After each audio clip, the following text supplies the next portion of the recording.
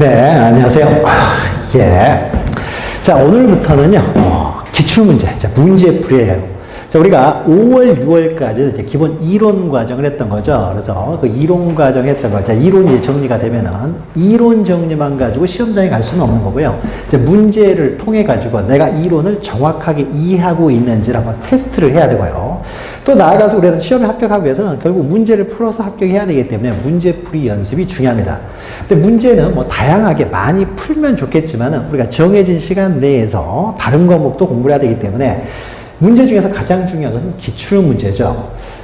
특히 우리 공시법 같은 경우는요, 기출됐던 내용에서 범위가 그렇게 넓지는 않다 보니까 기출문제에서요, 한 적어도 60%는 나와요. 그러니까 기출문제만 잘 정리해도, 지금 우리가 다루고자 하는 게 10년간 기출인데요. 이 10년 기출 이외에도 만약에 한 11년 만에 한 번 또 나올 수도 있는 것들도 있거든요. 그래서 10년 기출에다가 더해가지고 그 전에 나왔던 내용이지만은 좀 중요하다고 생각하는 것들이 약간 또 추가되어 있어요. 자, 그래서 10년 플러스 알파 형식으로 이제 기출문제를 풀다 보면요, 여기에서 한 60%는 나온다 생각하시면 됩니다. 그래서 기출문제는 우리가 어떻게 공부해야 될지 이런 것들도 방향을 제시해 주기 때문에 기출문제를 꼭 풀어보셔야 되고, 그 다음에 더 나아가서 우리가 예상문제를 풀 수는 있지만 그렇다고 이제 넓히면 계속 끝도 없이 넓어지는 거죠. 그래서 문제는 많이 풀면 좋지만 그렇게 끝도 없이 넓어지는 것은 바람직한 건 아니고요. 우리가 지금 기출문제를 하지만 7, 8월에, 그 다음에 또 7, 8월 끝나면은 이제 9월, 10월, 그때도 계속 문제를 풀거든요. 그러면 그때는 이 기출문제를 다시 응용시킨다든지 기출되지 않았던 문제들을 추가해서 그때 또 나가니까 지금 현재는 7, 8월에는 기출문제만 정확히 정리하고 그 다음에 추가되는 예상 문제 될 만한 것들은요, 또 추가해서 나가기 때문에 또 그때는 그 문제들만 보시면 됩니다. 다만 우리가 이제 문제집을 보는데요, 이 문제를 푸는 과정에서 문제를 암기하면 안 돼요. 이 문제를 푸는 것은 우리가 이론 강의 시간에 배웠던 내용이 있죠. 그러니까 요약서가 있잖아요. 그 내용을 좀 더 정확하게 이해하기 위한 수단으로만 사용해야 되지, 이 문제 자체를 외우고 요약집을 더 이상 안 보게 되면은요, 그러면은 문제는 또 똑같이는 안 나오거든요. 비슷한 내용이 나온다는 것이 똑같은 집으로 나오진 않기 때문에 항상 그 이론 정리가 가장 중요합니다. 그래서 기출문제를 푼 다음에 이론적인 내용을 정확하게 이해를 했으면요, 마지막은 역시 요약집으로 정리하는 거예요. 요약집으로.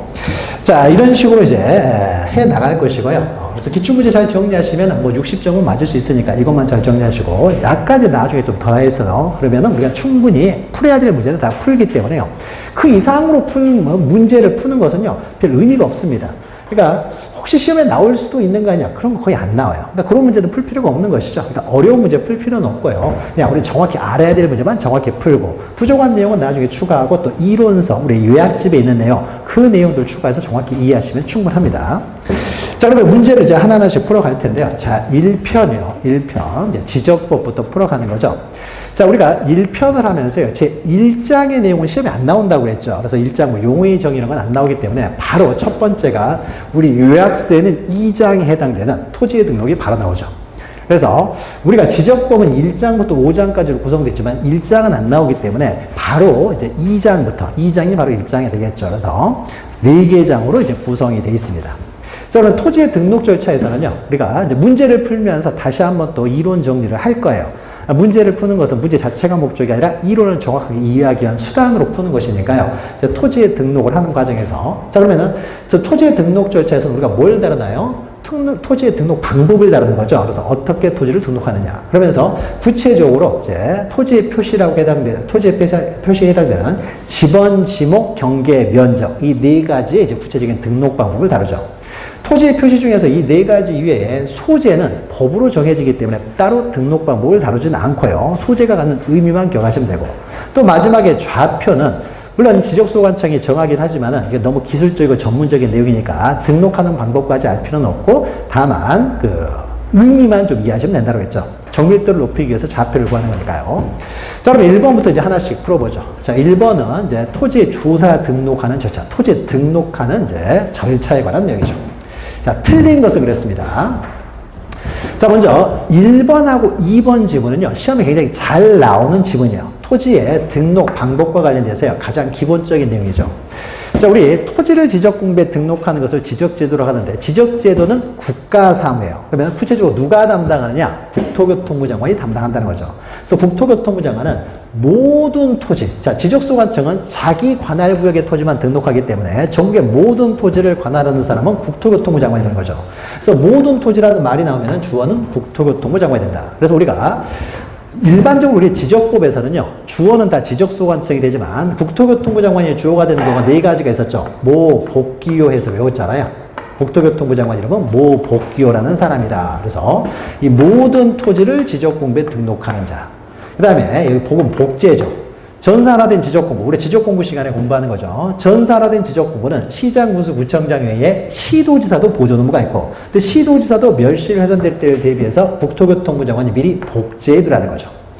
자, 기는 지적정보는 잘 관리해야 되는 거죠. 그래서 전담 관리 기구를 이제 설치 운영하는데 이 기구를 설치 운영하는 자가 바로 국토교통부 장관이고, 요는 요청이죠. 지적공부와 관련돼서 타 부처의 자료를 요청하는 사람이 국토교통부 장관이다. 그래서 이 네 가지를 제외하고는 다 지적소관청이 주어가 된다. 그래서 여기 이런 게 가로놓기로 막 나오기도 합니다. 그러니까 국토교통부 장관 대신에 지적소관청이 들어가기도 하기 때문에, 뭐 시도지사가 들어가기도 하기 때문에, 모든 토지 나오면은, 전국의 모든 토지 나오면은 국토교통부 장관이 주어다. 이렇게 기억하시면 되죠. 자, 그래서 국토교통부 장관은 필지별로 이제 토지의 표시 6가지가 나오죠. 소재, 지번, 지목, 면적, 경계, 좌표. 또 이렇게 소재가 나오면 여기서 또 힌트를 얻을 수 있는 거죠. 지적소관청은 이게 소재는 동이름, 리이름인데 지적소관청은 동이름, 리이름을 정할 권한은 없다고 했어요. 동이름, 리이름은 법으로 정해지는 것이고 국토교통부 장관만이 정할 수가 있다는 거죠. 이게 소재가 나왔다는 것은 국토교통부 장관이 당연히 주가 되는 거죠. 그래서 국가상으로서 국토교통부 장관이 토지의 표시를 필지별로 다 등록을 해야 됩니다. 자, 등록이 됐어요. 근데 등록이 됐는데 그 이후에 토지에 이제 이동이 발생하는 거죠. 토지의 이동이라는 말이 나오면 비로소 이제 지적소관청이 등장하는 거죠. 지적소관청. 그래서 국토교통부 장관이 모두 등록한 이후에 각 필지에 대해서 토지의 이동이 발생하면 그때는 이제 지적소관청에 자기 관할 구역에 있는 토지들을 이제 등록하는 것이죠. 국토교통부 장관이 등록하는 대상에서는 소재가 빠져 있잖아요. 그래서 소재를 빼고 지번, 지목, 면적, 경계, 좌표에 이동이 발생하면 지적소관청이 결정하는데, 다만 이때 원칙적으로는 토지 소재 신청을 받아서 결정을 하고, 신청이 없다고 하더라도요, 지적소관청에서는 1년에 한 번씩 조사 계획을 수립해서 다 직권으로 정확한 내용을 등록한다는 거죠. 1, 2번은 잘 나오는 내용입니다. 자, 3번 보시면 지적소관청은 토지 이동 현황을요, 직권으로 1년에 한 번씩 조사 측량하여 등록할 수 있다고 했어요. 이때 측량하여 토지의 지번, 지목, 면적, 경계, 좌표를 결정하려고 할 때 이 토지의 이동 현황 조사 계획을 수립하여, 자, 우리가 직권으로 조사할 때요, 먼저 조사 계획부터 수립하는 거죠. 토지 이동 현황 조사 계획을 수립하고 거기에 따라서 조사를 하는 거고요. 그럼 이때 조사 계획을 수립하여 시도지사의 승인을 필요로 하느냐, 시도지사 승인. 자, 지적소관청이 어떤 행위를 할 때요, 이렇게 자기의 사무국기관이 시도지사 승인을 필요로 하는 건 딱 3가지였죠. 그러니까 두 문자로 외웠죠. 그래서 우리가 지, 반, 축 해서 외웠잖아요. 지는 지번 변경이죠. 반은 지적 공부를 밖으로 반출하는 거죠. 축은 축척 변경. 이 3가지 경우에만 시도지사 승인사항이 되고, 그 이외에 시도지사 승인 나오면 다 틀린 편이라고 했어요. 그러니까 이것은 토지 현황 조사 계획은 시도지사 승인사항에 해당되지 않기 때문에 이것은 틀린 내용이 되는 거죠. 시도지사 승인 같은 것은 필요로 하지 않는 것이죠. 또 이게 왜 이렇게 죄송합니다. PPT를 먹지를 않네요. 잠깐 왜 이게 먹질 않는지, 시도지사 승인을 필요로 하지 않는다라는 거죠. 그래서 3번이 틀린 내용이 되고요. 자, 4번을 보시면요. 4번은, 자, 토지 이동 현황 조사 계획을 수립하고요. 그러면 그 계획에 따라서 이제 조사를 하는 거죠. 그래서 조사를 해요. 토지 이동 현황 계획에 따라서. 그 다음 절차가 이제 조사죠, 조사. 그럼 조사한 내용을 이제 기록으로 남겨야 되겠죠. 기록으로 남겨놓은 곳이 바로 조사부라는 거죠. 그럼 조사부에 기록된 내용을 다시 깔끔하게 정리해 놓은 곳을 우리는 조서라고 한다고 했어요. 그러면 조서를 보고 그대로 등록하느냐, 그게 아니라, 자, 이런 여기까지 과정은 다 공무원들이 했겠죠. 시장이 직접 나가서 조사하고 하는 건 아닐 테니까요. 근데 이것을 최종적으로 결정하는 사람은 시장군수구청장이에요. 따라서 공무원들이 다 한 다음에 맨 마지막에 시장군수구청장이 결재를 받아야 될 거 아니에요. 결재를 받아야 최종적으로 확정이 되는 거죠. 그럼 결재받은 서류, 이걸 우리는 결의서라고 했죠. 결의서. 결의서가 작성이 됐다는 건요, 최종 결정이 됐다는 거예요. 그러니까 조서까지만 작성하고 아직 결의서가 작성이 안 됐어요. 결의서를 받지 않았다는 것은요, 최종 결재가 안 났다는 거죠. 그럼 결재가 안 났기 때문에 정리할 수가 없는 거죠. 결재도 하는데 정리하면 안 되는 거죠. 그래서 결의서가 작성이 됐다는 것은 비로소 최종 결정이 됐다는 거예요. 그래서 최종 결정서를 작성을 하고 결재를 받는다는 거죠. 그래서 그러니까 결의서를 작성했다는 것은 결국 최종 결정이 됐다는 거죠. 이게 여기에 결정을 한 때 결정이 되었다는 것은 이 안에 무슨 의미가 들어가 있어요? 결의서가 작성이 됐다는 거죠. 결의서가 작성이 돼가지고 최종 결정이 이루어지면은 그 결정한 내용에 따라서 정리를 하는 것이고, 순서는, 큰 순서는 이러한 순서에 따라서 이루어지는 거죠. 그래서 토지를 지적공부에 등록하는 일반적인 절차에 대한 전체적인 내용이니까 잘 정리하시고요. 자, 2번은 뭐 간단하죠. 이렇게 지적법은 굉장히 쉽게 나오는 것들도 있어요. 그래서 우리가 지적법 기출문제를 보면은요, 대부분 우리가 공부했던 거예요. 가끔 어려운 문제도 나오는데, 그거는 한두 문제 틀리라고 나오는 문제가 가끔씩 있을 뿐인 것이지, 전체적으로 10문제 이상은요, 우리가 다 쉽게 맞출 수가 있습니다. 방금 했던 거죠. 지적소관청의 토지의 이동 현황 조사 계획에 따라요, 직권으로 조사 측량하여 토지의 지번, 지목, 면적, 경계 또는 좌표를 결정하기 위해서 수립하는 계획. 직권으로 조사 측량하여 결정하기 위해서 수립하는 계획. 토지 이동 현황 조사 계획이죠. 우리 토지 이용은 다루지 않고 토지 이동을 다룬다고 했어요. 그래서 토지 이동 현황 조사 계획을 수립하죠. 방금 설명해 드렸던 거죠. 그래서 시도지사 승인 같은 건 필요가 없는 거예요. 자, 그 다음에 이제 3번을 보죠. 또 비슷한 내용이 나오죠. 자, 지적소관청에서 직권으로 토지를 조사 등록하는 절차와 관련돼서 가로 넣기인데요. 자, 지적소관청은 토지 이동 현황을 직권으로 조사 측량하여 토지의 지번, 지목, 면적, 경계 좌표를 결정하려 할 때는 토지 이동 현황 조사 계획을 수립한다는 거죠. 그럼 이때 계획을 수립하는 이제 단위 지역이 되는 거죠. 자, 계획은 누가 수립해요? 지적소관청. 지적소관청은 시군구의 장이잖아요. 시군구의 장이기 때문에 계획을 수립할 때는 당연히 시군구 단위로 계획을 수립하겠죠. 시군구의 장이니까. 근데 시군구 단위로 계획을 수립하려고 하는데 이 시군구가 너무 넓어가지고 한꺼번에 계획을 수립하는 게 너무 힘들어요. 그러면 시군구의 하급 조직이라고 할 수 있는 읍면동별로 수립할 수도 있다는 거죠. 그래서 원칙적으로는 시군구별로 수립하지만은 그 한꺼번에 수립하는 게 너무 힘들어요. 부득이한 경우는 그보다 하급 조직인 읍면동별로 할 수도 있다라는 거죠. 자, 4번을 보죠. 토지의 등록 등과 관련돼서 옳은 것입니다. 자, 여러 번 기출에서 반복이 되고 있죠. 1번 우리가 했죠. 그래서 지적공부에 등록하는 소재가 빠져 있죠. 토지 이동이 나와요. 토지 이동 나오면은 지적소관청이 결정을 한다. 지적소관청이. 원칙적으로 토지 소재 신청을 받아서 신청이 없다고 하더라도 직권으로 조사 측량하여 결정할 수 있다. 1번은 맞는 내용이죠. 자, 2번을 보죠. 지적소관청은 토지의 이용 현황을 직권으로 조사 측량하여. 자, 우리 지적법은 내용이 깊지도 않고 넓지도 않다 보니까요, 말을 자꾸 바꿔서 나오는 내용들이 있어요. 그러니까 우리가 등기법을 공부할 때는요, 등기법은 워낙 어렵다 보니까 자꾸 이제 말만 조금 바꾸는 뭐 이런 것은 별로 없어요. 그러니까 민법 공부하듯이 이렇게 공부를 하시고요. 그러니까 정확한 내용을 이해했느냐 안 했느냐를 묻는 문제가 나오기 때문에 민법처럼 공부하시고요. 지적법은 양이 적기 때문에 그건 중개사법 공부하는 방법으로 공부를 하셔야 돼요. 굉장히 꼼꼼하게 봐야 되는 거죠. 어차피 범위가 넓지도 않기 때문에 그 안에서 조금씩 바꿔서 나오거든요. 그러니까 우리 중개사법 보듯이요, 말 좀 바꿔서 나오는 것, 이걸 잘 기억하셔야 돼요. 우리는 토지 이용 현황이 아니라 토지 이동 현황을 이제 조사 측량하여, 그러니까 이동 현황을 직권으로 조사 측량하여 토지에 지번, 지목, 면적, 경계, 좌표를 결정할 때는 우리는 토지 이동을 다루지 않죠. 그러니까 토지 이용을 다루지 않죠. 이동만 다뤄요. 그래서 토지 이동 조사 계획을 수립하는 거죠. 토지 이동 현황 조사 계획. 그러니까 이용이 아니라 이동을 다루는 것이고요. 자, 3번은 좀 중요한 내용을 잘 기억하시기 바랍니다. 지번을 변경하는 거예요.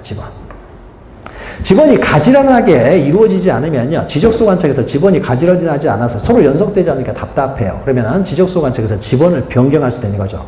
그러면 지번을 변경할 때 어차피 바뀌는 거, 내 토지는 1000번지로 해주세요, 1004번지로 해주세요, 2000번지로 해주세요. 이 사람들이 신청해서 변경하려면 여전히 지번이 연속이 안 돼버릴 거 아니에요. 그래서 지번 변경이 필요하면 지적소관청은 지번 변경을 할 수 있지만, 이 지번 변경은요, 이제 우리가 신청할 수 있는 게 아니에요. 신청이 이루어지는 것이 아니라 오로지 직권으로만 이루어지는 거예요. 직권으로만. 그러니까 원칙적으로 토지 이동은요, 신청에 의해서 이루어지는 것이 원칙이고, 신청이 없으면 직권으로 하는 거예요. 이게 일반적인 토지 이동 정의 절차인데요. 신청에 의해서는 이루어지지 않고 오로지 직권으로만 되는 것이 두 가지가 있어요. 그러니까 직권이라는 말이 없어도 당연히 이거는 직권으로만 되는 게 있습니다. 이게 대표적인 지번 변경이에요. 그 다음에 또 하나가 지적공부 복구요. 그러니까 지적공부가 멸실됐을 때 지적공부를 복구하겠죠. 복구를 해야 되는데 이때 뭐 신청을 받아서 복구하는 게 아닙니다. 이건 다 오로지 직권으로만 복구하는 거예요. 그래서 지적공부의 복구나 또는 지번 변경이라는 말이 나오는데요. 여기에 대해서 토지 소유자가 신청이라는 말이 나오면 무조건 틀린 말이에요. 토지 소유자는 신청할 수 있는 권리가 없습니다. 그래서 지번 변경하고 지적공부 복구는 앞에 직권이라는 말이 없다라고 하더라도 언제나 직권이다. 신청해서는 이루어질 수 없는 거다라는 거죠. 그러니까 이건 어떻습니까? 지번 변경은 토지 소유자가 신청할 수 있는 게 아니에요. 그러니까 지적소관청에서 직권으로만 가능합니다. 다만 우리가 앞에서 잠깐 설명드렸죠. 직권으로 하되 지번 변경은 우리가 지반축에서요. 시도지사의 승인을 받아야 되는 거죠. 마음대로는 못하고 시도지사 승인을 받아야 돼요. 그러니까 지적소관청에서 지번을 변경하려면 어떻게 해야 돼요? 시도지사한테 승인 신청을 해야 되겠죠. 여기 나와 있는 구체적인 요로 안에 있는 것은 중요한 게 아니에요. 그래서 지적소관청에서 시도지사에게 승인을 신청할 뿐인 것이지 토지 소유자가 신청할 수 있는 내용이 아니다라는 거죠. 토지 소유자가 신청하는 것이 아니라 지적소관청이 직권으로 하되 다만 시도지사의 승인을 받아야 되기 때문에 시도지사한테 승인을 신청하는 것이지 토지 소유자가 지번 변경을 신청할 수 있는 것은 아니다. 기억하시면 되고요. 그 다음에 4번을 보죠. 4번을. 그럼 지목과 관련된 내용이죠. 우리가 뒤에서 보겠죠. 지목은 우리가 용도에서 정해지는데 용도가 완전히 바뀌어요. 그러면 지목을 당연히 변경해야 되겠죠. 자, 그런데 잠시 다른 용도로, 즉 일시적, 임시적인 용도로 사용하고 있을 때는 이럴 때는 지목을 변경할 수가 없는 거죠. 그래서 지목을 변경할 수가 없는 거죠. 그 다음에 5번 보시면은 이제 이건 면적과 관련된 내용이죠. 자, 우리가 원칙적으로 면적의 등록 단위는요, 1제곱미터 단위로 등록을 하는데 예외적으로 0.1제곱미터까지 등록하는 경우가 두 가지 지역이 있죠. 정확하게 면적을 측정할 수 있는 축척과 상관없이 경계점 좌표 높이 등록된 지역. 경계점 좌표를 가지고 있으니까 정확하게 측량할 수 있으니까 축척과 상관없이 여기는 0.1까지 등록하고요. 경계점 좌표 높이에 등록되지 않은 지역 중에서 유일하게 600분의 1 지역이죠. 구도심 지역이 된다고 했어요. 여기는 경계점 좌표 높이에 등록되지 않아도 여기는 0.1까지 등록을 한다는 거죠. 따라서 여기는 0.1까지 등록을 하기 때문에 만약에 어떤 필지가요 1제곱미터 미만일 때 1제곱미터라는 것이 아니라 0.1제곱미터 미만일 때 0.1라는 거죠. 최소 단위가 여기는 0.1이기 때문에. 그래서 만약에 이 두 지역이 아닌 곳이라면 맞겠죠. 근데 이 두 지역에서는 0.1까지 등록을 하기 때문에 0.1 미만을 0.1로 하는 것이죠. 면적 시간에 또 나오는 내용이죠. 자, 그리고 이제 5번을 보죠. 5번 이제 구체적으로 이제 지번을 등록하는 방법이 나옵니다. 지번을 등록하는 방법이에요. 자, 1번 지적소관청이 지번을 변경하기 위해서, 자, 또 나오죠. 지번 변경은 국토교통부 장관 승인이 아니라 이건 직권으로 이루어지되 시도지사 승인사항이 되는 거죠. 자, 우리가 시험에서요, 국토교통부 장관 승인하면 무조건 틀린 말이라고 했어요. 지적소관청이 어떤 행위를 하는데 자기의 바로 직속 상관인 시도지사 승인 건너뛰고 그 위로 국토교통부 장관 승인받는 경우는 아예 존재하지 않는다는 거죠. 그래서 국토교통부 장관 승인 나오면 무조건 틀린 말이다 생각하시면 되고요. 그 다음에 2번 임야대장 임야도에 등록된 토지는 우리가 지적 공부가 토지대장 지적도 임야대장 임야도로 이원화되어 있기 때문에 이 토지가 토지대장 지적도에 등록되느냐 임야대장 임야도에 등록되느냐 이것을 이제 표시하는 방법으로 임야대장 임야도에 등록된 토지는 그 숫자 지번의 숫자 앞에 산자죠. 참 여러 가지로 이렇게 함정을 파나요.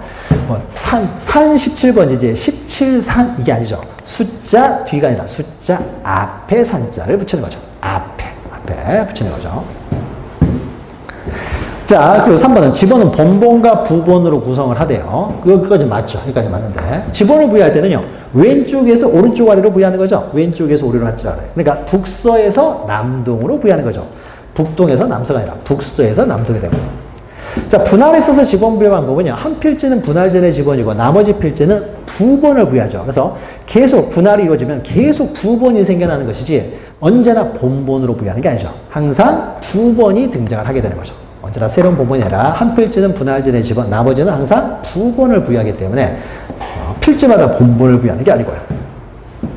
자, 5번은 지적소관청은 축척 변경 도로 집원에 결번이 생겨요. 자, 결번은요, 다양한 원인에서 생기기 때문에 이런 건 중요한 게 아니에요. 합병을 해도 결번이 생기고, 도시개발 사업을 해도 결번이 생기고, 축척 변경에도 결번이 생기고, 결번은 다양한 원인에서 발생합니다. 그럼 결번은 서로 이제 연속되지 않은, 합병이 되어버리면 하나의 지번이 사라져버리잖아요. 이런 것들 우리는 결번이라고 했고, 결번은 영구히 사용하지 않는 것이 원칙이에요. 그러니까 이 지역에서 어떤 지번들이 결번이 생겼는지 정리해야 되겠죠. 그러면 결번을 등록하여 한눈에 알아볼 수 있도록 만들어 놓은 장부를 결번 대장이라는 거죠. 결번을 한눈에 알아볼 수 있도록 만들어 놓은 장부. 그리고 이용구입 보존하는 거죠. 5번은 맞는 얘기죠.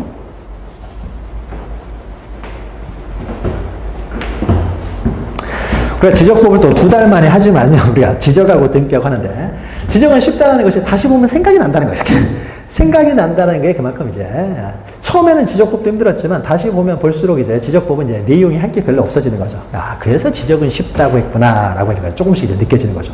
그러니까 두세 번 보면 지적법은 다 뭐 이해가 돼요. 서너 번 보면. 근데 등기법은 아직도 힘들어요. 그러니까 등기법은 이제 우리가 배우는 과목 중에서 가장 어려운 법이라는 거죠. 그러니까 서너 번 봐서는 이해가 잘 안 되니까 그런 거는 이제 더 한두 번을 더 봐야 되고. 지적법은 다행히 우리가 같은 공식법으로 있는 지적법은 좀 쉽다 보니까요. 거기서 이제 시간을 또 줄일 수가 있는 거죠. 자, 6번을 보죠. 6번은 또 지번인데요. 자, 지번의 구성 및 부여 방법에 관한 설명으로 틀린 것은요. 정말 쉽게 나와요, 지번. 지번은 보통 이제 한 문제 정도가 나옵니다. 자, 보죠. 지번은 아라비아 숫자로 표기하되, 임야대장, 임야대에 등록된 토지의 지번은 숫자 앞에 산자를, 맞죠? 임야대장, 임야도로 해서 임자를 붙이는 것이 아니라 산자를 붙이는 거고, 산자를 붙이는 것은 임야이기 때문에 붙이는 게 아니에요. 산자는 지목을 구분하는 표시가 아니라 대장을 구분하는 표시예요. 그래서 임야이면서도 토지대장에 들어와 있는 임야들이 있다고 했죠. 그래서 토임이라고 했죠. 그러면 토지대장에 들어와 있는 임야이기 때문에 일단은 산자를 붙이면 안 되겠죠. 이건 대장을 구분하는 표시지 지목을 구분하는 표시가 아닌 거죠. 2번 지번은 북서에서 남동으로 순차적으로 부여하고요. 3번 지번은 본본과 부본으로 구성하되 본본과 부본 사이는 줄 표시로 연결한다. 줄 표시로만 연결하지 의자로 표시해서는 안 되는 것이죠. 다만 우리가 읽을 때만 의로 읽을 뿐인 것이고요. 자, 4번 지번은 시군구별로 국토교통부 장관이 부여한다. 자, 우리가 국토교통부 장관이 주어가 되는 것은 모 복교 딱 거기뿐이라고 했어요. 그 이후에는 다 지적소관청이 주어라고 했죠. 이것도 틀렸고요. 그 다음에 우리가 지번을 부여할 때는 동리 단위로 지번을 부여한다고 했죠. 동리가 바로 지번을 부여하는 단위 지역이 된다고 했죠. 시군구를 단위로 하는 것이 아니라 동리 단위로. 그러니까 서초동의 지번을 쭉 부여하다가 옆에 방배동으로 가면 방배동에서 다시 1번지부터 시작한다고 했죠. 그래서 지번 부여 지역별로 지번을 부여하는 거죠. 그러니까 지적소관청에 지번 부여 지역별로 지번을 부여하는 거죠. 그럼 지번 부여 지역은 동이나 리를 말하는 거죠. 그래서 시험 문제에서 만약에 지번부여 지역, 지번부여 지역 이런 말이 나오면요. 이것은 동리로 바꿔서 우리가 해석을 하면 되는 거죠. 아, 동리 단위로. 지번부여 지역별로 동리 단위로 차례대로 부여한다. 4번이 틀린 거죠. 자, 5번은 분할에 있어서 지번부여 방법이죠. 분할에 있어서는. 자, 분할할 때는 한 필지는 분할 전에 지번을 부여하죠. 한 필지는 당연히 분할 전에 지번을 부여하고요. 그럼 나머지 필지는 계속 부번을 붙이는 거죠. 그래서 나머지 필지는 부번을 부여한다. 맞죠? 나머지 필지는 부번을 부여하는데 부번이면 어떤 부번이겠어요? 최종 부번, 다음 수번의 부번이 되는 거죠. 그러니까 앞의 내용은 만들어갈 수 있기 때문에 맨 마지막에는 본번이냐 부번이냐 이것만 잘 정리하시면 됩니다. 그래서 부번을 부여한다는 거죠. 그러니까 부번에 있어서요. 최종 부번, 다음 수번의 부번이기 때문에 만약에 응용해가지고 시험 문제가 이렇게 나올 수도 있어요. 예를 들어서 자, 두 필지를 그러니까 100번지를 두 필지로 분할하려고 한다. 그런데 인접하는 곳에 여기에 100의 1번지가 있고요. 또 인접하는 곳에 100의 2번지가 있고 인접하는 곳에 100의 4번지가 있어요. 그러니까 100번지를 본본으로 하는 것은요. 100의 1, 100의 2, 100의 4 이거밖에 없어요. 그러니까 네 필지만 100번지를 본본으로 사용하고 있는데 이때 100번지를요. 두 필지로 분할합니다. 한 필지는 100번지로 했을 때 나머지 필지는 몇 번지로 할 것이냐 있어서 자 그러면 100의 3번지가 빠졌다고 해서 여기다 100의 3번지를 부여해버리면 안 된다는 것이죠. 100의 4번지가 생겼다는 것은요. 언젠가 100의 3번지도 있었던 거예요. 100의 3번지도 있었으니까 100의 4번지가 나왔을 것이고요. 근데 100의 3번지가 현재 존재하지 않는다는 것은 어떤 다른 토지와 합병이 돼가지고 100의 3번지가 사라져버린 거예요. 그러면 100의 3번지는 무슨 의미예요? 결번이라는 거죠. 결번. 그럼 결번은 영구히 사용하지 못하는 것이 원칙이기 때문에요. 결번 여기 100의 3번지를 여기다 부여해버리면 안 돼요. 그럼 과거의 100의 3번지하고 혼동이 생길 수 있기 때문에 100의 3번지를 부여해서는 안 되고요. 그러면 100의 4번지가 마지막이니까 100의 5번지부터는 한 번도 있어 본 적이 없었던 거죠. 그러면 바로 100의 5번지를 부여해야 되는 거죠. 이게 바로 최종 부번 다음 수번의 부번이지 중간에 사라져 있는 그 부번을 부여해서는 안 되는 거고 최종 부번 다음 수번의 부번을 부여한다는 거죠. 분할에 있어서의 지번 부여 방법인 거죠. 물론 이때 좀 더 추가하면 뒤에서 어차피 나오겠지만은 건축물 있는 토지에 대해서는 분할전의 지번을 우선하여 부여한다. 이때는 따로 신청할 필요가 없죠. 한 필지로 두 필지로 분할할 때 100번지를 둘로 분할할 때 어디다 100번지를 부여할 것인지는 재량이라는 거죠. 선택적이기 때문에 여기다도 부여할 수 있고 여기다 부여할 수 있어요. 그러면 하나는 100번지면 하나는 100의 1번지가 될 텐데 이왕이면 건축물 있는 쪽에 부여하라는 거죠. 여기에 건축물 있으면 여기다 100번지, 여기 건축물 있으면 여기다 100번지를 부여해야 돼. 어차피 여기다 해도 되고 여기다 해도 되기 때문에 누가 신청할 필요가 없다는 거죠. 이왕이면 당연히 건축물 있는 토지에 분할전의 지번을 우선하여 부여하는 것이지 따로 신청할 필요는 없다는 거죠. 이게 합병하고는 좀 다르죠. 조금 이따 또 합병이 나오니까요. 자, 7번을 보죠. 7번. 자, 틀린 것은요. 1번 방금 했네요. 그러니까 지번이 내용이 많지 않다는 거죠. 내용이 많지 않은데 매년 한 문제를 내려고 하니까 참 여러 가지로 이게 나와요. 자, 임야대장, 임야대 등록된 토지는 숫자 앞에 산자를 붙이고요.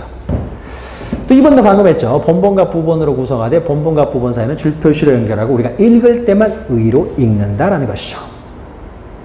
그 다음에 3번 축척 변경 시행 지역에서 필지의 지번을 부여합니다. 축척 변경 사업 시행 지역에서 필지의 지번을 부여한대요.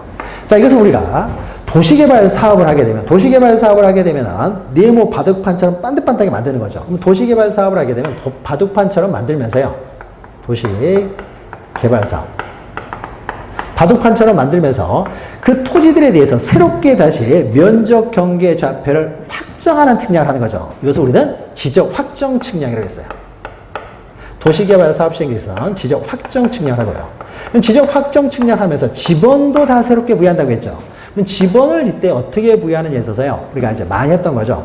만약 블록식으로 개발했으면 그때는 그 각 블록마다 본본을 부여한 다음에 그 안에 있는 부본을 부여하는 방법을 부여할 수 있고 만약 블록식으로 개발 안 했으면요. 이럴 때는 그 지번 부여 중에 맨 마지막 지번, 그 본본 다음의 순서대로 차례대로 이제 본본을 부여한다고 했어요. 그래서 이런 식으로 이제 지번을 부여하는데 이 지적 확정 측량의 실시 지역에서 지번 부여 방법 그대로 준용하는 경우가 3가지가 있었죠.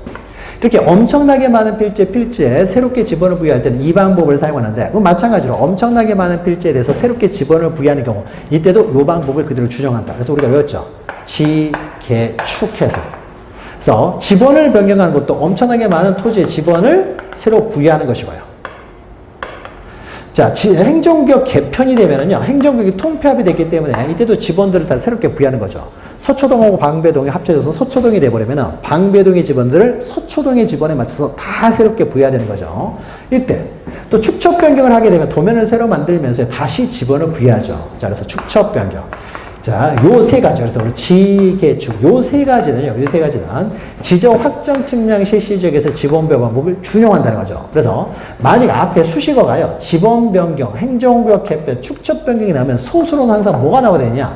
지적 확정 측량 실시 지역에서 지번 부여 방법을 준용한다. 이렇게 해야만이 맞는 내용이에요. 다른 내용 들어가면 다 틀립니다. 그럼 여기 때요. 지번을 부여할 때, 자, 이렇게 나와야 돼요. 지적 확정 측량 실시 지역에서 지번 부여 방법을 준용한다. 이렇게 나와야 되는 것이지. 그 지번 부여 지역에서 인접 토지 본본에 부본을 붙여서 부여한다. 자, 인접 토지 본본에 부본을 붙여서 지번을 부여하는 방법은 어떤 방법이에요? 어쩔 때 하는 거예요? 신규 등록할 때죠. 신규 등록할 때 3번 접히면 3의 1, 10번 접히면 10의 1이죠. 신규 등록할 때 지번을 부여하는 방법은 등록전을 할 때도 동일하죠. 등록전을 할 때도 임야도에서 지적도로 들어오게 되면 지적도에서 새롭게 지번을 부여해야 되기 때문에 지번을 새롭게 부여해야 한다는 점에 있어서는 신규 등록과 등록 전환이 동일하기 때문에 다 동일한 방법은 인접토지본본에 부번을 부여하는 경우 이건 뭐예요?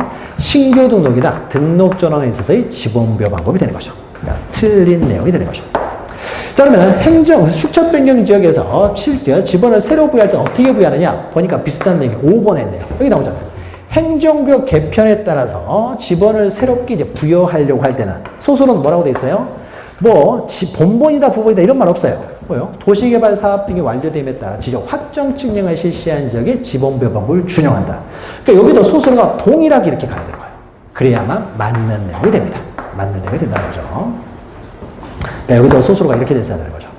자, 4번 신규 등록 나오네, 이제. 신규 등록. 자, 신규 등록과 등록 전환은 지번부여 방법이 동일해요. 원칙적으로 어떻게 보여요? 이게 바로 신규 등록과 등록 전환에 있어서 원칙적인 지번부여 방법이죠. 인접 토지 본문에 부번, 이렇게 부번을 붙여서 부여하는 방법이 신규 등록, 등록 전환에 있어서 원칙적인 지번부여 방법이 되는 거죠. 자, 원칙적으로는 부번을 부여하지만 예외가 세 가지가 있죠. 본번을 부여할 수 있는 경우가 세 가지가 있어요. 그 세 가지가 어떤 겁니까? 자, 인접 토지에 붙어 있긴 한데요. 이 인접 토지가 최종 지번이에요. 그러면 최종 지번 토지에 이렇게 인접하고 있는 경우는 굳이 부번을 붙이지 않고 그 다음 순번에 본번을 붙여도 상관이 없다는 거죠. 그래서 최종 지번 토지에 인접하는 경우. 또 하나가 뭐예요? 인접하지 않고 멀리 떨어져 있는 경우죠. 또 하나는 여러 필지로 되어 있을 때. 여러 필지. 자, 이 세 가지 경우에는 어떻습니까? 본번으로 순차적으로 부여할 수 있다는 거죠. 본번으로 부여할 수 있다. 그러니까 맞는 내용이 되겠죠. 본번으로 부여할 수 있다. 원칙은 부분이지만 예외적으로 본번을 부여할 수 있다. 그러니까 4번은 맞는 내용이 되는 거죠. 3번만 틀린 내용이 되는 거죠. 자, 8번을 보죠. 8번을. 자, 이거는 이제 암기해야 되는 것이라는 거죠, 이게. 암기, 그냥 물어보고 있어요. 자, 지적 확정 측량을 실시한 지역에서 필지 지번 부여 방법을 그대로 준용하는 것은 암기했으면 맞추고 암기 못하면 틀리는 거죠. 그래서 우리가 지개추겠죠. 지번 변경, 행정구역 개편, 축척 변경. 그러니까 지개추, 기역, 니은, 디귿만 해당되는 거죠. 그 위에는 따로 외운 게 없잖아요. 지개축만 외웠잖아요. 그럼 지개축만 포함되는 거죠. 지개축만. 그러니까 지적법은 암기하면 쉬워요. 암기하면 이제 어려운 거죠. 그러니까 암기할 거는 정확히 암기를 하셔야 되는데, 암기라는 것이 이제 그래서 이제 두 문자를 사용해서 암기한 것도 있고요. 어떤 것들은 이해를 통해서 암기한 것도 있잖아요. 그래서 암기할 거는 반드시 암기해야 지적법은 점수가 제대로 나오는 거죠. 자, 9번을 보죠. 9번을. 자, 법령상 지번부여에 관한 설명이다. 옳은 것은요.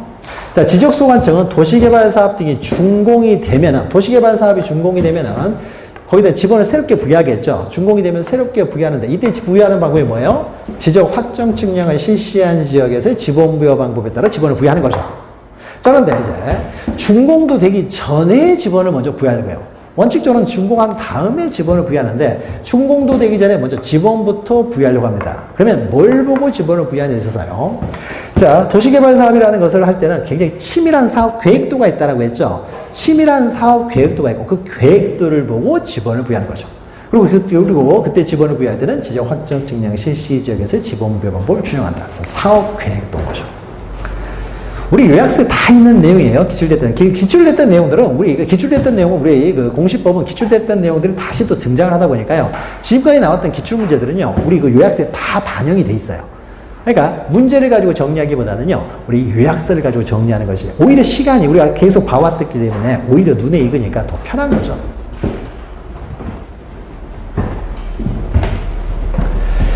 자, 그럼 10번을 보죠. 10번부터는 이제 지목이 나오네요. 지목. 자, 지목은 28가지가 있어요. 28가지. 우리 보면 28가지가 있는 거죠. 그래서 그 용도에 따라 이제 28가지로 나누는 거죠.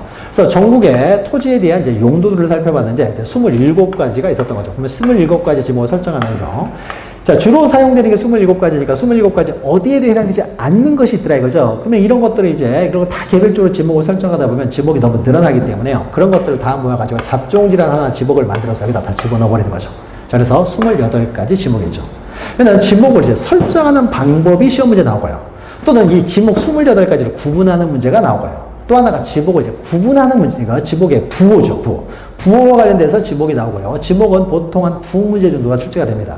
그럼 이때 특히 이제 어려운 내용, 그러니까 시험에 자주 나오는 것이 이 28가지 지목을 구분하는 방법인데 우리는 그 명칭을 통해서 지목을 다 구분할 수 있다고 했죠. 그래서 처음부터 어떤 용도로 어떤 목적으로 조성된 토지냐 이것을 알게 되면요. 26가지는 다 이해가 되는데 두 가지는 이해가 안 된다고 했죠. 그래서 잡종지는 어디에도 공통점이 없기 때문에 잡종지는 따로 외워야 되고 27가지 중에서 우리가 외워야 될 것은 임야라고 했죠. 임야. 그래서 임야하고 잡종지 2개만 좀 정리하시고요. 나머지는 우리가 용어를 통해서 처음부터 어떤 목적으로 조성됐느냐 이걸 가지고 우리 해결할 수 있는 거죠. 근데 가끔 이렇게도 나와요. 28가지 지목에 해당되는 것은 어떤 것이냐 해당되지 않는 것은 어떤 것이냐 이렇게 나오면요. 28가지 외우지 않았다고 하더라도 쉽게 맞출 수가 있어요. 한눈에 봐도 유언제는 있잖아요. 그래, 차장촌을 할 때. 그러면 해당되는 걸 찾으라고 했으니까 유언제는 당연히 있으니까 무조건 오보이 되는 거죠. 초지라는 건 없죠. 초지가 조성된 토지는 목장용지였던 거죠. 가축들 풀 먹기 위한 초지가 조성된 토지는 목장용지였지 초지라는 지목이 있는 건 아니고요. 선화지라는 지목도 없죠. 선화지라는 건 전선이 지나가는 밑에 지역을 말하는데 이런 뭐 지목은 없죠. 토지의 우리는 용도를 가지고 토지의 용도를 가지고 지목을 설정하지 공중에 어떤 무엇이 있는지에 따라서 우리가 지목을 설정하는 게 아니죠. 지하에 뭐가 있느냐 이걸 가지고 지목을 설정하잖아요. 지표면을 가지고 우리는 용도를 가지고 지목을 설정하기 때문에 선화지 이런 것도 없고요. 저수지는 물이 고여 있는 것이죠. 그래서 물이 고여 있는 것은 유지가 되는 거죠. 유지라고 하지 저수지라는 것은 없고요. 항만용지라는 이런 지목도 없는 거죠. 우리가 항만시설이나 공항시설이 있는 부지는 잡종지가 되죠. 우리가 여객자동차 터미널에서 힌트를 얻어서 기억하시라고 했죠. 강남 고속버스 터미널이 예전에는 버스를 주차해 놓는 그냥 주차장이었을 뿐인데 지금 여기는 영화관도 있고 백화점도 있고 해가지고 여러 가지 복합시설로 사용되다 보니까 더 이상 주차장이라고 할 수 없고 그래서 어디에도 넣기 그러니까 이제 잡종지로 집어넣었다는 거죠. 그래서 우리가 여객 자동차 터미널 이걸 통해서 우리가 고속버스 타고 여행 갈 때 여행 가기 전에 쇼핑도 하잖아요. 그러니까 마찬가지로 우리가 비행기 타러 갈 때도 비행기 타고 갈 때도 없습니까? 쇼핑부터 하는 거죠. 쇼핑부터. 바로 비행기 타러 시간 맞춰서 가는 사람 없죠. 항만시설에서 썼습니까? 거기서 쇼핑하잖아요. 거기도 면세점이 있으니까 거기서 이제 쇼핑하죠. 그러니까 이거 항만시설 그 다음에 공항시설 이런 부지는 다 잡종지로 집어넣는 것이에요. 항만용지라는 건 없죠. 유언지만 존재하는 거죠. 유언지만. 28가지 따로 외우지 않았다고 하더라도 28가지를 계속 우리가 읽다 보면요. 해당되는 건지 아닌지는요. 그냥 우리 객관식 시험을 보기 때문에 쉽게 맞출 수는 있습니다. 자, 그 다음에 이제 11번 보시면요. 이것도 이제 똑같은 내용이죠. 28가지 해당되지 해당되지 않느냐. 선로용지라는 거 없죠. 철도가 지나가는 것은 철도용지죠. 철도용지는 있어도 선로용지라는 건 없었고요. 근데 채용용지는 있었죠. 체육시설 부지, 채용용지도 있었어요. 창고용지도 있었네요. 물류센터 부지, 이런 것들 창고용지가 있었죠. 철도용지는 있고요. 교회가 있으면 종교용지, 항만용지는 없었죠. 항만용지는 다 잡종지로 집어넣는다고 했죠. 항만용지라는 다른 지목은 없습니다. 잡종지로 집어넣는다고 했어요. 그러니까 굳이 우리가 이걸 뭐 28가지 머릿속에 외우고 있지 않아도요, 시험에 나오면 쉽게 맞출 수가 있습니다. 그래서 기억, 비읍을 제외하고는 다 있는 거죠. 그 다음에 이제 12번을 보죠. 12번을. 여기 이제 부와 관련된 내용이죠. 부구. 우리가 지목은 4곳에 등록이 되죠. 그래서 토지대장 임야장에는 정식 명칭, 지적도 임야대는 부호로 등록된다. 그러니까 우리가 지목이 등록되는 장부는 우리가 지적 공부에는 종이로 된 지적 공부가 총 7가지가 있잖아요. 그래서 대장 5가지, 도면 2가지가 있는 거죠. 대장 5가지가 토지대장 임야장, 공의전 명부, 대지권 등록부, 경계점 좌표 등록부. 도면 2가지가 이제 지적도 임야도가 되는 것이죠. 자, 그럼 이때요, 우리가 지목이 등록되는 것은 여기에 토지대장, 임야대장하고 지적도 임야도 4곳에만 등록되지 공의전 명부나 대지권 등록부, 경계점 좌표 등록부는 등록되지 않죠. 그럼 이때 대장에 등록할 때는 정식 명칭으로 등록하는데 도면에 등록할 때도 정식 명칭을 그대로 다 등록하려고 하다 보니까 칸으로 넘어가 버릴 수도 있다는 거죠. 자, 그래서 이때는 한자로 부호만 사용하죠. 부호, 한자로 사용하는 거죠. 그러면은 이 지목의 정식 명칭이 무엇을 부호로 사용하느냐? 첫 번째 글자를 부호로 사용한다고 했어요. 근데 첫 번째 글자가 동일한 게 3개가 있다는 거죠. 그러니까 이것을 첫 번째 글자를 그대로 사용할 수가 없는 거죠. 그래서 우리가 외웠잖아요. 차장촌원에서. 그래서 차장촌원에 해당되느냐 해당되지 않느냐만 기억하시면 되는 거죠. 이게 이제 2번째 문자를 사용하는 거죠. 그런데 우리가 주로 시작되는 게 2개가 있다는 거죠. 주차장하고 주소용지가 있다는 거죠. 그래서 둘 다 주를 사용할 수가 없기 때문에 단순히 주라고 돼 있으면 이것은 주소용지를 말하고 주차장은 차를 사용한다고 했죠. 주차장. 그 다음에 공으로 시작된 게 또 2가지라고 했죠. 공원과 공장용지가 있어요. 그래서 단순히 공 그러면 공원을 나타내고 공장용지는 어쩔 수 없이 장자를 사용합니다. 그 다음에 유로 시작되는 게 또 2가지가 있었죠. 유지하고 유원지가 있었어요. 그러면 단순히 유라고 돼 있으면요. 유지를 말하기 때문에 유원지는 유를 사용할 수 없고 원자를 사용하는 거죠. 여기 이제 3개가 겹치는 것이고요. 그 다음에 천으로, 하로 시작되는 건 하천밖에 없어요. 근데 하를 써도 상관은 없지만은 내천자를 사용해가지고 한자를 사용해서 이제 천자를 사용하는 거죠. 그래서 차장촌은 이거죠. 그럼 차장촌에 해당되느냐 해당되지 않느냐만 아시면 되는 거죠. 공호는 해당이 안 되잖아. 아니, 해당이 안 되잖아. 그러니까 당연히 공이 맞죠. 목장용지도 해당이 안 돼요. 그러니까 당연히였습니까? 목이라고 해야 되는 거죠. 하천은 해당이 되네요. 그러니까 이건 천이라고 해야 되고요. 주차장도 해당이 돼요. 그러니까 차가 맞죠. 양의장은 해당이 안 되니까 양으로 해야 되는 것이죠. 자, 그러니까 니은, 디귿, 미음은 틀린 것이 되는 것이죠. 그래서 차장초는 옆에다가 실수하지 않도록 적어놓고 해당되는지 안 되는지를 살펴보면 되는 것이죠. 그 다음에 또 이제 지목 문제. 지목 문제가 이렇게 독립적으로 나오기도 하고요. 그냥 지목하는 전체적인 묻는 문제에서 섞여서 나오게 돼요. 자, 지목도 부호를 보죠. 지적도에 등록할 때 부호로 등록합니다. 그럼 우리 차장초는 해당되는지 해당되지 않는지만 보면 되겠죠. 광천지는 해당이 안 되잖아요. 그러니까 당연히 광으로 해야 되겠죠. 공장용지는 해당이 돼요. 그러니까 당연히 장으로 해야죠. 공은 공원을 나타내고요. 유원지도 해당이 돼요. 그러니까 당연히 원으로 해야 되고요. 제방은 해당이 안 되네요. 제방이 해당이 안 되니까 제가 맞죠. 도로도 해당이 안 돼요. 그러니까 당연히 도라고 해야 되겠죠. 이렇게 적어놓고 보면 이제 쉽게 맞출 수가 있는 것이죠. 자, 그래서 4번만 맞고 다 틀린 내용이 되는 거죠. 자, 그 다음에 14번부터는 이제 본격적으로 28가지 지목의 종류별 이제 구분할 줄 아느냐가 나와요. 아느냐가 나오는데, 한 번 시작하면 언제 끝날지 모르기 때문에 잠시 쉬었다가 지목 28가지를 하나씩 또 정리해 가도록 하겠습니다. 잠시 쉬었다 보죠.